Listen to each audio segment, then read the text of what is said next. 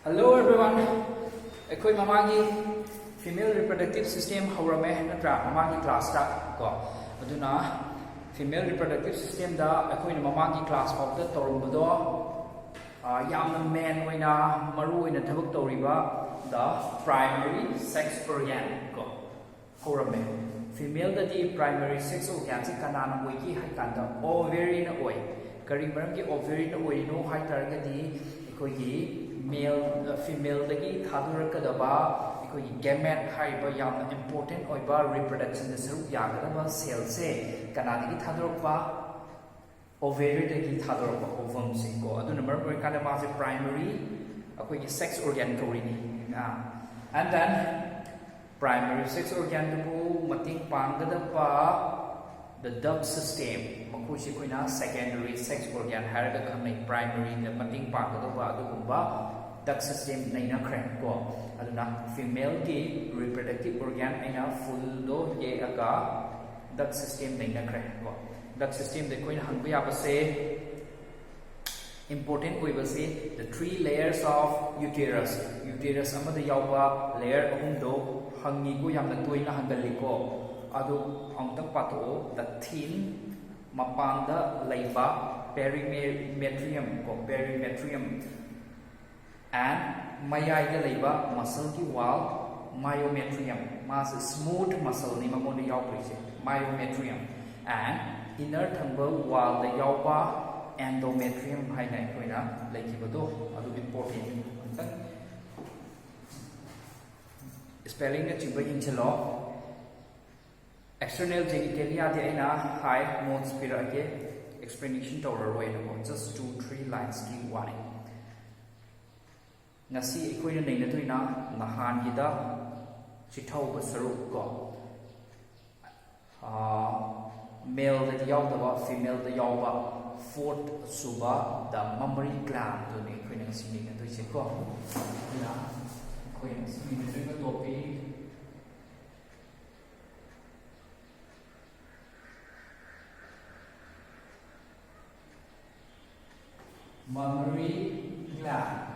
mammary gland hai si koi milk produce to riba human being da female kangu da milk produce to riba ko aduga young ones singdo feeding to riba mau pithak to riba adugi milk produce to the gland ni ko mammary gland hai se masi kanana sagi hai targadi mammary gland is made up of ekoi glandular tissue ko hanbada koi yaw se glandular tissue hai gland ki saruk oidoriba adu tissue ni makoi cell group sing hai tare glandular tissue hai yawgani and second subuda mammary gland sa yawgari se fats part ani sinani saboi se yaiko haiba mammary gland sida yawba glandular tissue ki jaga sida aikoina kari yawba thinagi hai kanda lobules sing yawba thingai adu ko lobules ko aikoina kari kawi hai kanda mammary lobes sai la khamai ai kitan makha sa khamai ni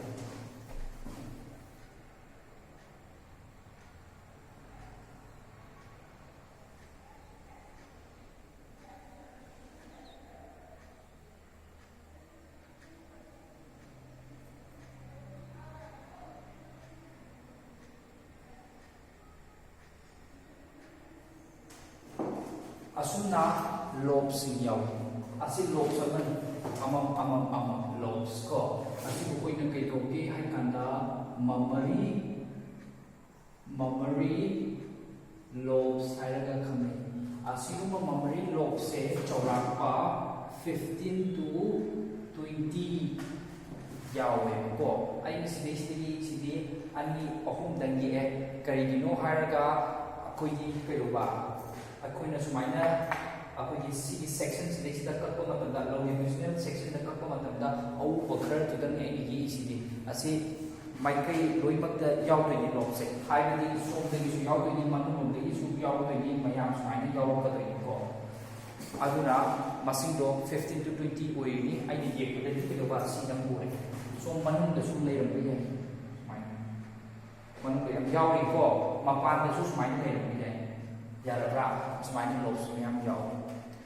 hai ba lob si de sida ki manung si de sida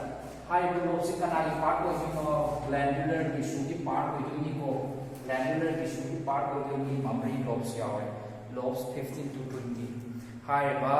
mammary lobe se asigi manung si de sida cluster of cells hai cells mur tasalaga cells tasalaga group oina group sadana yawrom me ko adugi cluster of cells to koina alveoli kowi kamai yawi yawi niumdi asuna tasalaga group asuna group tasalaga yawi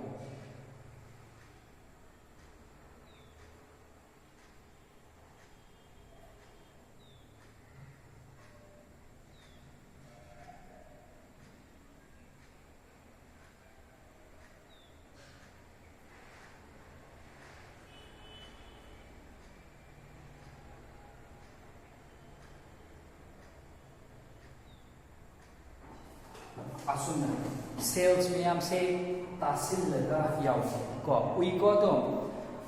asiguma tasil laga yaw ba cells cluster se group oina tasil ba se masigo oina kai ko ke hai kanda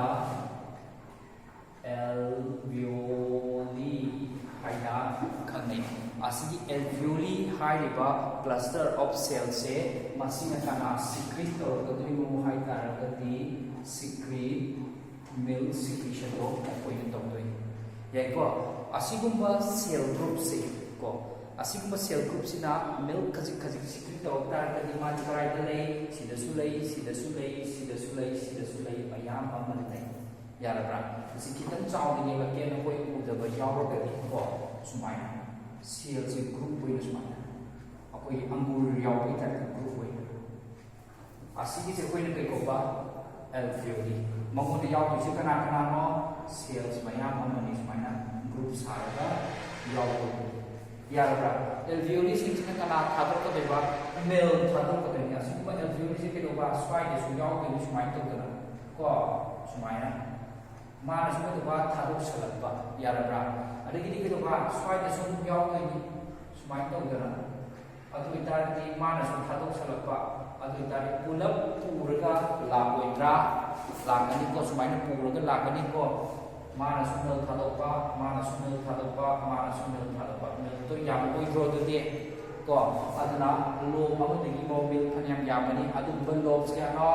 to 15 to 20 adu itani khare yamani natra asumaina lai next we can see hai ga lobs matung di yawa alveoli to ai pulap ye we ke ko swai sidis da chora ko khare yik chalaga sidigi dum no koi kham ai ama manarami ate myam ma ye krusu yare ko asumaina lai hai ba alveoli si dagi ekoi na kari thawake hai kata mammary tubules hai tubes thokpa ko tubes hai sida sumaina cell group yawani cluster of cells yawani tubules thokpa ko to tube hai tubes sida mil thadok ko ko to mammary tubules thokpa ko and then mammary tubules thokpa ko de ni kai do ra ekoi na mammary the khaidana pai asang ba yawe mammary the khaidana ko haibati sigi cell mayam sumaina laikhibugi tasan na mayam se somdegi su sumain toroga tasan na mayam se ulap join toroga laiba siguni koina mammary the khaidana ye ko haibu mammary dak sigi matanda koina kedora sum lakana maram oirakanda edoba memory ampulla hai swai zaga se memory ampulla hai chokthoga leine ko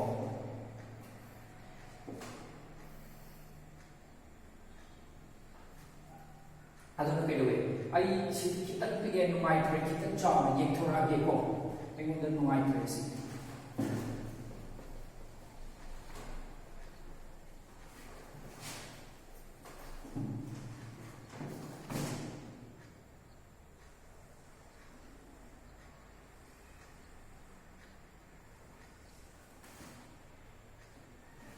question si kai neba memory lobes ke kana yaweba group of cell or cluster of cells mayam gi cluster aduni cells mayam gi cluster ko koina kai ko ba alveoli so alveoli mayam ma yawe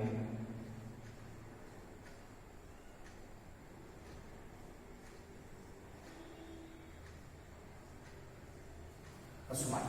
yare ko pure ko si ko dia si ko koina kai ko ba alveoli si ko koina kai ko ba memory lobe hairaga khame memory lobe kya yawe haba 15 to 20 is memory gland amamda ko aduga alveoli si kana to eva hai masi pipe se tube se si ko koina kai ko eva memory tubules hairaga khame hai memory tubules ki join tawlarga kana seme memory duct cell si ko koina memory duct hairaga khame ko memory duct ki kana la hai duct se lakko matam si sida sigi jaga se sida software ko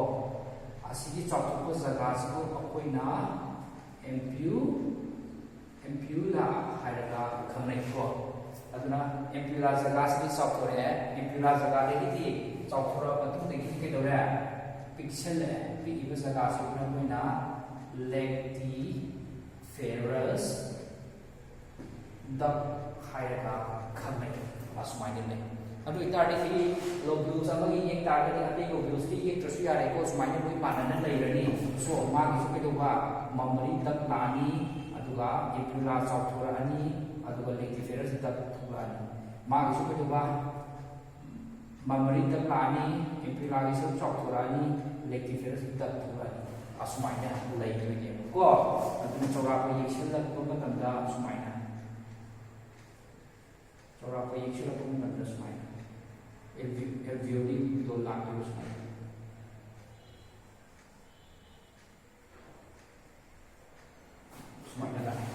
yarabra asumai lai re jaga ampulla and lactiferous duct loe aduga kaidawi atai ne huiba parts in fades na over torani outer layer su fades na and marsu fades na aduga fades na over torani yarabra asumna alveoli na puthorpa milk secretion se kaidore to kanada lactiferous duct thoklani lactiferous duct thoklani si memory glands yaiko memory gland kamai torka milk secretion toino khangani ko khangani to ya ko question na kaniba memory gland ya ko parts to kana no glandular tissue ki serve koidoriba part and fades ko glandular tissue to kana yawi hairagadi lobules memory lobes yawi haiba memory lobes to kayam yawi 15 to 20 yaraba milk secret to question karino hai targani alveoli na masi cluster of cells mya chunchuna da lai makoi kaji milk secret to buduna pedoba memory tubules da thoklakani memory tubules mya samjanaraga memory duct haina lagani ko memory duct sing se pedoba yoram daida chawthorakani chawri jaga do koina ampulla hai ampulla de ke dore lactiferous duct haidana milk thokpham yongani yaiko asmai toraga adu atai covering and atai demo be jaga sing china fades na main gani ko haidi fades sing lai gani asmai na memory gland sing lai ko hauji class se memory gland lower panina female reproductive system ekoi neinaba pungloi loire natra aduna female reproductive system neinaba loire mamagi class ma koina male reproductive system neinaba loire ekoina system sida neinagi badudi kana kana organ yawi ko parts sing kari kari no and kamaina thabak tori no haiba chawrak pa neinagi bane boko ekoi ngasi la asi kedoba magi male da yaukhiba organ sing female da yaukhiba organ sing nainaba loirabanina aikoi hojik kedore gamete thiba horase ko gamete kai de tholokhibano aina budi chawrak ba hai kare gamete se ko hojik laktoina kaino kamai do ka tholakhi ke laktoi aina hai ge budi yawham chawrak ba hai kibanatra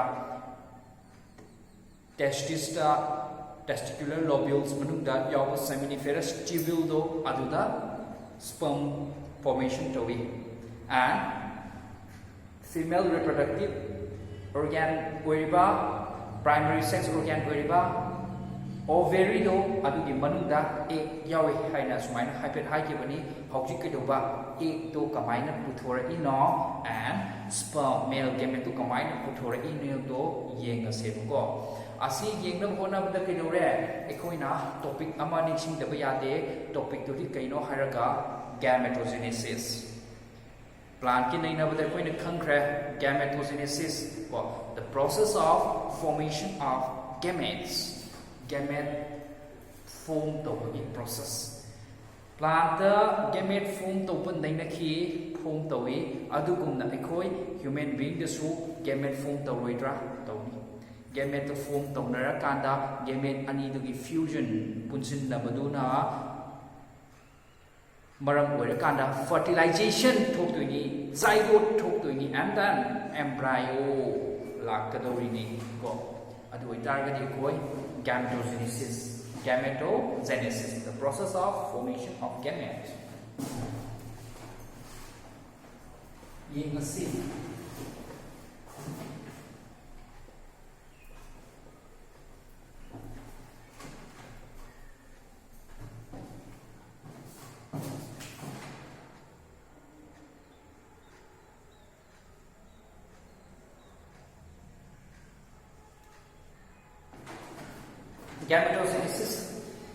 gametogenesis is gamete formation to hai bane gamete formation se both male and the female the gamete formation to gani ba ko male gi su male gi gamete formation lejagani female gi su female gi gamete formation lejagani ba ko ado mati manaroi dana male the formation to gana kana sperm female the formation to gana kana ovum ko ado itargati gametogenesis se tungala abra tongale manatre makal manatre ko aduna male da thopa gametogenesis ama and female da thopa gametogenesis ama adu ekhoi di amukta ani nei na ba yadabani na male gi du hana nei na rasi ko male da thopa gametogenesis si bo koi na kari ko e hai panda spermatogenesis hai sperm formation toba spermatogenesis is like formation of sperm formation of sperm is sperm se gamete na tro adu ita formation of sperm is formation of male gamete hai baneva formation of sperm is formation of male gamete hai baneva male gamete produced to doing sperm is a male gamete produced to doing ko male gamete produced to tardi gametogenesis na tro formation of gamete na tro so gametogenesis is ki male da thopa gametogenesis to neva spermatogenesis hybrid ko female da thopa to na koi na kai ba akoi ki ovum ko natrakana egg adu ki formation of ovum oogenesis haiga khane adu bu ikoi na si ta to si spermatogenesis ni aduna oogenesis se muthalage ko next class ta lakse ko spermatogenesis kadai da thui aina mamang da high pre seminiferous tubule testis ki manung yawa tube to ko adugi tube to ki manung da kaidoeba cell ani yawi Sertoli cells and kana Sertoli cells yang chawani ko Sertoli cells and kana spermatogonia sing nampaga yawe haba natro haiba sing spermatogonia haiba cell se masi spermatogonia haiba cell se masi aina mamang su hai kiba lei mahak si kananeba germ cell ni germ cell haiba si maktabu sexual reproduction tawada saruk yadoriba reproduction da saruk yadoriba cell type ni hai ko male da yaw germ cell ni male germ cell reproduction da saruk yadoriba cell hai reproduction da saruk yadoi ni ma sida lai yaroi ko te yahalase kamai tawi spermatogonia haiba cell se masi aina sidai yethoi sini asida lai masi ki cell se masi kari ko ba sum ni e ko si mutat laga azanaba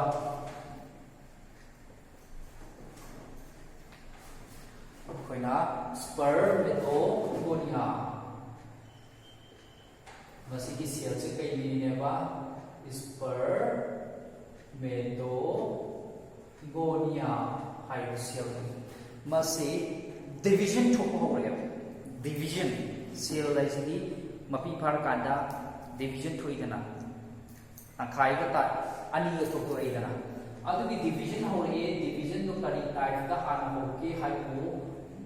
mitosis oina thui mitosis ai ki no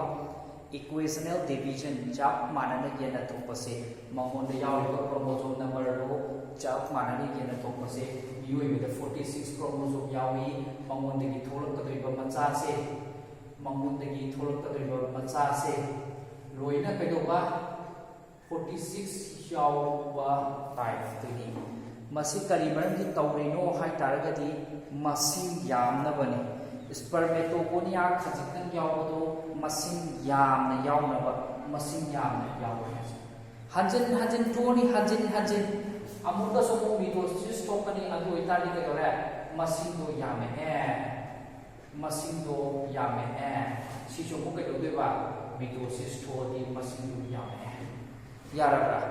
masing yame hair ka du de ke dore sexual reproduction thokala ka do ni sexual reproduction thoki hai taragati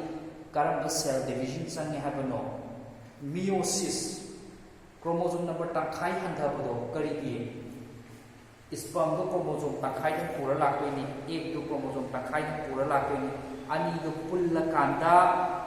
mapung sem doi na tro adu kanda macha do mapung yaw doi na tro pani ko sperm do na 23 pura la pa egg do na 23 pura la kanda ma gi macha do 46 yaw ba normal human being ama oi doi na tro nat ta bega sperm do na do 46 pura la egg do na 46 pura la koi tare gadi ani sina pujan narpa fertilization fusion of gamete thoko matamda 92 yaudana mi oira chromosome number hen ba yam thini hen ro oira ni masi ai kai oi do no khamdre ko mi ki oi do man re oira roi number mi ni 46 ni yara ba adu leibana kai do ni hauji 46 se momon da yaw 46 se thugai da ya de 23 da kai da ba ya de asmaina kaida han cell division type ti kana no meiosis so masih stage meiosis horom da stage se si bo koina kai to ke hai kanda primary spermatocytes hai da khamne primary spermatocytes hai ba primary spermatocytes se hai ba primary spermatocytes se si lagi di kai da ni meiosis toni meiosis se aina hybrid chorapa hangalak ke meiosis se stage ani thoki ko aibagi sidai da 46 cell se ihan hanbada 46 ki ani sorry 23 ki ani da kai thagani ko अदुगा meiosis की अमुक थोपसिना लोइते हाबिदो मादि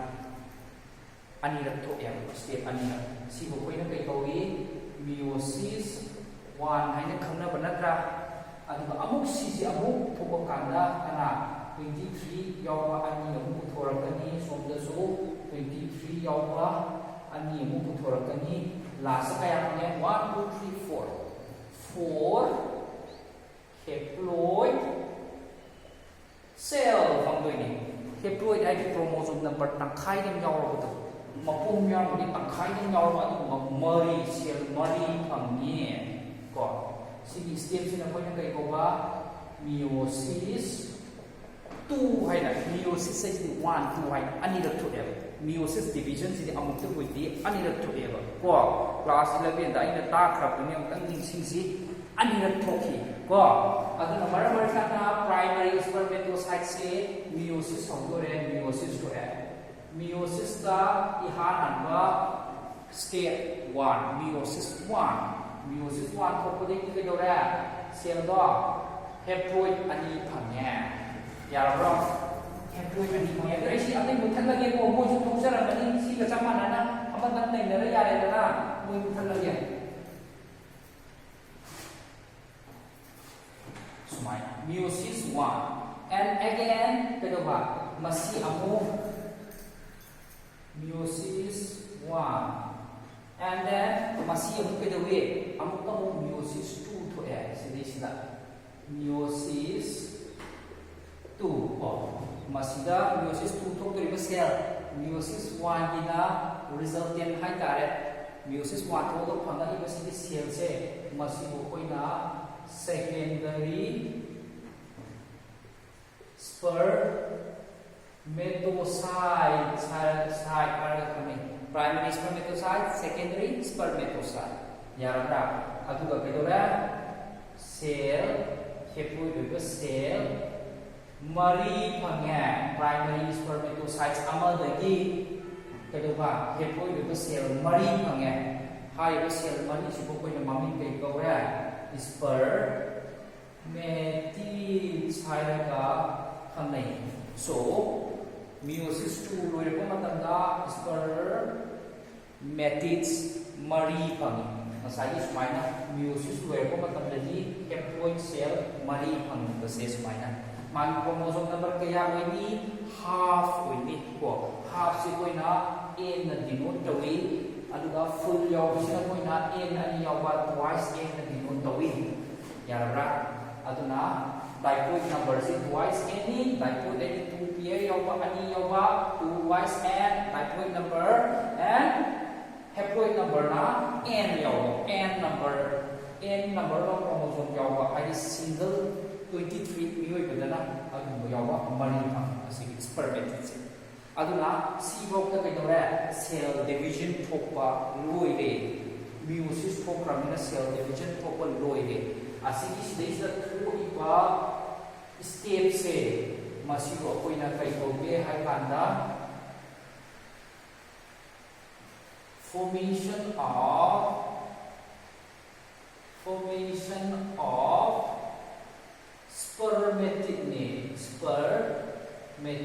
spermatic की formation sorry इसलिए होगा spermatic की formation spermatic money भांगे हौजिक एकोई लासी कना spermatic भांगबनिना chromosome number सु कया यावरे 23 यावरे यारे अदुगा meiosis सु थोकवा लोइरे हौजिक केदोवी सेल सिदि मतुम तारगा लैरी asidi kedoba sperm oibe yate sperm di kedobi iroi bagam namgadabani ko aduna di modification khara chathaba darkar lai transformation khara change khara darkar lai cell division di loire division di tawroi transformation of spermatid se transform to wali ko change khara la andore kamai la andore change di akoi gi nucleus ka se samdak to hanba aduga mayai ga se mitochondria yawa mamai ga panjal ko sumaina sangkat to ba mayai ga nucleus atro ba mamai ba nucleus so sangkat to ba mayai ga mitochondria yawa mamai ba sumaina mitochondria mamai ba sumaina change अमा तौहल्लकादा spermatid सु कना fungi spermatozoa spermatozoa fungi spermatozoa से now बनो अतोपा समझल्लकादा मासे कोना sperm माइना खंना बदुनी spermatozoa से sperm दंग हायरगा खंना बदुनी मासे सेल मखल अमनी ममई पानबा को असुमाय तौदना कोइ कनोरा स्पर्मेटोजुआ असे कोइ फंगे को अदु इतारदा स्पर्मेटोगोनिया से कनोरा गेमेटोजेनेसिस सत्तरबरा करम गेमेटोजेनेसिस स्पर्मेटोजेनेसिस कोवा मेलदा तोपा गेमेटोजेनेसिस से सत्तरकांदा कोइ करि फंगा स्पर्म को सिदैना सिबो की स्टेप्सना फॉर्मेशन ऑफ स्पर्मेटिड हाइबनी को अदुगा स्पर्मेटिड तकिना स्पर्मेटोजुआ फंगी बसे मसी स्टेप्सना कोइना कई हाइगे हाइकादा स्पर्मियोजेनेसिस स्पर्मियोजेनेसिस अदुगी व्हाट इज स्पर्मियोजेनेसिस हाइना हनबा कांदे कोइना कई होंदोइबा it is the transformation of spermatid हाइबसिगी meiosis II की result होइबा सेल से transformation of spermatid spermatid से into another spermatozoa. So combined company spermiogenesis is the process of transformation of spermatid into spermatozoa. Spermatid into spermatozoa. Hyperdi sperm. Spermatid into sperm. Adu process to be step to be yaga sumaya daya. Adu targati spermatogenesis ama thoko matamda spermatogenesis ama thoko matamda step kaya sange ani sange. The first one is formation of spermatid form tawa. Second supernudi spermatogenesis. याको असिगी step अनि से अय example याम फंगली को spermatogenesis द चांग step अनि हाइना कोइना करी हाय spermatogenesis द चांग से formation of spermatid and spermiogenesis हाइना कोइना अनि से हाय यारेको अदुगा स्पर्मियोजेनेसिस दा स्पर्मेटोजेनेसिस का बनान मानगे तो बनी ngau banu kau banu ko asi se kaino amana spermatogenesis hai whole process ko nang spermatogenesis whereas spermiogenesis hai gana spermatid tagi na sperm on ki bagi step atin ba masa se asi buni koina spermiogenesis hai sidagi si on ki Pola pasta ko atu itaragadi koi